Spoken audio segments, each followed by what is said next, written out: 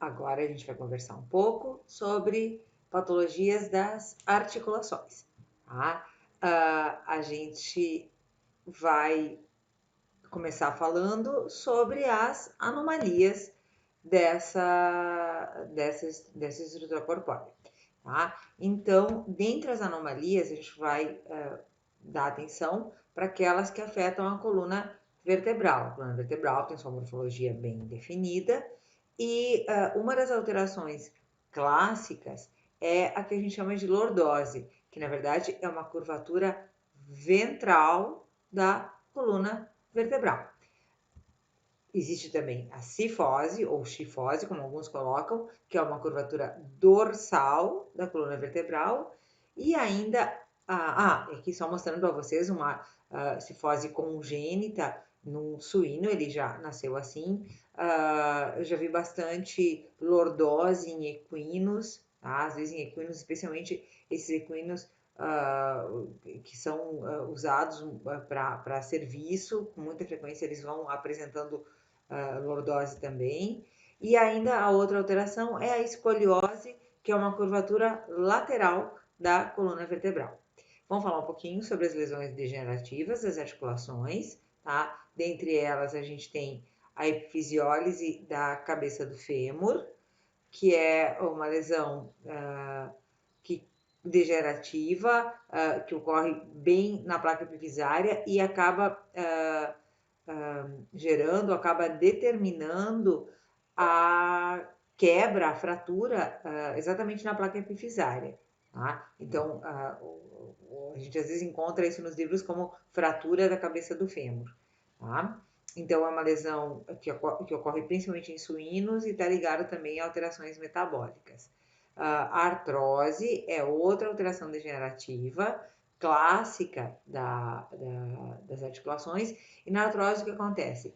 Existem pequenas lesões inflamatórias persistentes e que vão progressivamente destruindo a cápsula articular. Lembra que a cápsula articular ela é constituída por cartilagem, tá? E no caso de um indivíduo, ele vir a apresentar, especialmente em caninos, isso é mais frequente, tá? Ele vir a apresentar esses pequenos focos inflamatórios. Esses focos inflamatórios eles vão destruindo a cápsula articular, como a gente vê aqui, né? Aqui ainda tem um pouco de resquício de cápsula articular, mas eles vão destruindo a cápsula articular e vão causando, vão destruindo também a superfície óssea e acabam gerando atrito de superfície óssea contra a superfície óssea, o que acaba potencializando a lesão nessas áreas, tá? Dentre uma outra alteração degenerativa importante que a gente deve comentar é a displasia coxofemoral. Esse é um processo hereditário, é uma lesão hereditária, é diagnosticado especialmente por procedimentos de imagem, e ela é multifatorial, ela tem muitas causas que colaboram para o processo ocorrer. Nesse caso, ocorre algo similar a uma artrose e artrite, com destruição da cápsula articular da cabeça do fêmur, na verdade com modificação da conformação, é uma degeneração progressiva com destruição progressiva da cabeça do fêmur e mudança da conformação da fossa acetabular também, tá? Então aqui mostrando, vocês percebam que parece que está corroído a superfície da cabeça do fêmur.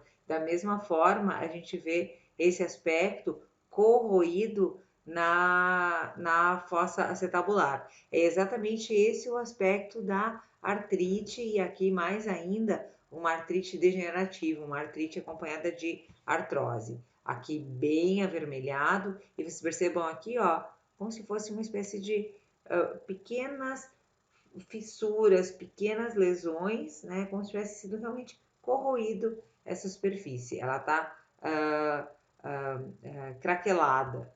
Tá? E aqui, então, alguns aspectos aqui uma articulação coxofemoral praticamente normal e aqui com lesão. Então, percebam a alteração na conformação da cabeça do fêmur, que deveria ser bem arredondada, e fica completamente acomodada dentro da fossa acetabular. Aqui a gente vê a fossa acetabular rasa. Essa é a principal característica da articulação coxofemoral. Tá? Com o tempo, aqui a gente vê uma diferença, né, uma assimetria. Aqui a fossa acetabular tão rasa e a cabeça do fêmur com a conformação tão alterada que pode inclusive haver a perda da articulação. Tá? Outro processo degenerativo que a gente precisa comentar é a degeneração dos discos intervertebrais. Tá? Então, aqui o disco intervertebral mais normal e aqui o disco intervertebral degenerado. O que acontece nesse caso é a extrusão ou prolapso do disco intervertebral. Tá? Esse prolapso pode ser parcial ou pode ser total, com liberação efetivamente do conteúdo de cartilagem hialina do disco intervertebral. Nesses casos, além da lesão, da perda dessa proteção que o disco intervertebral promove entre os corpos de vértebra, nesse caso a gente ainda tem uma outra complicação, que é a possibilidade de êmbolos fibrocartilaginosos. Com frequência, esse material que protui, ele protui, pode ser melhor para fora, mas também pode acabar entrando em pequenos vasos e acabar fazendo o processo de embolia na medula espinhal ou em outros órgãos, mas geralmente faz embolias nessa região da coluna e com muita frequência na medula espinhal. Tá? Alterações circulatórias, aqui a gente comenta o termo hemartrose, que é a hemorragia da articulação, geralmente secundária a traumas, tá? E falar um pouquinho das inflamações articulares, tá? A inflamação na articulação é a artrite propriamente dita, a articulação nas cápsulas ou nas bolsas que circundam a articulação, a gente vai chamar de bursite, tá? Espondilite é o processo inflamatório entre os corpos vertebrais ou nos corpos vertebrais, e a discoespondilite é quando envolve o corpo vertebral e o disco intervertebral, tá? Quando envolver osso e articulação, a gente vai chamar isso de osteoartrite, tá? A artrite, por sua vez, aqui mostrando para vocês uma artrite supurativa, então vocês percebam uma coleção de pus no interior da articulação. É muito importante que na necrópsia a gente faça um corte sobre a articulação para expor a articulação, avaliar a qualidade, coloração, consistência, aspecto do líquido sinovial. Ele deve ser um líquido translúcido, em quantidade pequena e com aspecto já viscoso, tá? Quase como clara de ovo. Esse é o líquido sinovial normal, tá? Esse aqui, amarelado, ele nos sugere que seja um líquido que já tenha exudato purulento aqui dentro, tá? E de novo, mais um aspecto da artrite. Então, aqui com uma área de lesão, uma área de erosão sobre a superfície articular, bem como aqui também a gente vê essa erosão na superfície articular. E aqui mostrando, então, aquilo que eu comentei há pouco, que uma artrose, ela pode vir a gerar artrites, e essas artrites, no processo de remodelagem delas, elas acabam gerando osteofitos ou exostoses, que também vão seguir causando dano nessa superfície, tá? Essa superfície é para ter um contato suave, tá?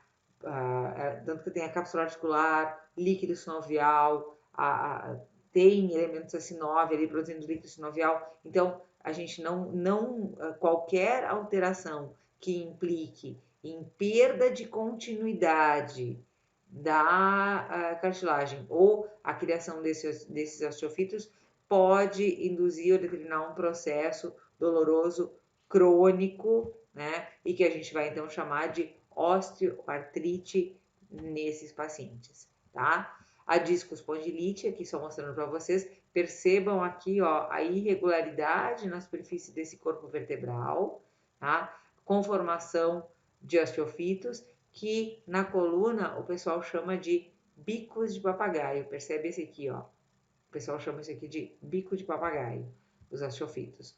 Aqui uma imagem que vocês já conhecem, que é a formação de abscessos num corpo de vértebra, tá? E esse abscesso, então, protuindo, fistulando, esse abscesso protuindo, na verdade, porque aqui está a cápsula dele, e determinando compressão da medula espinhal. Aqui mais de perto, mostrando a efetiva destruição do corpo da vértebra, tá? E a causa disso é a onfaloflebite, como a gente já comentou lá na aula de abscessos vertebrais e paravertebrais.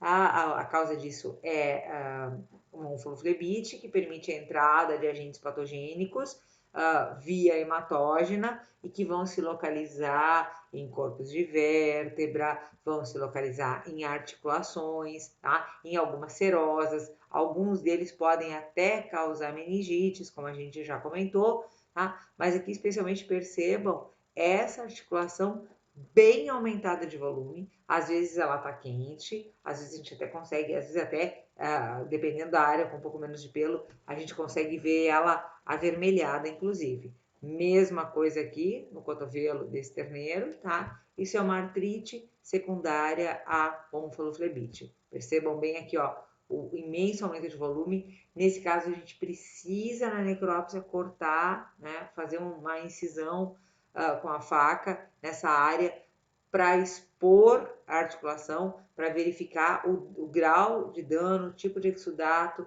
que a gente tem nessa área.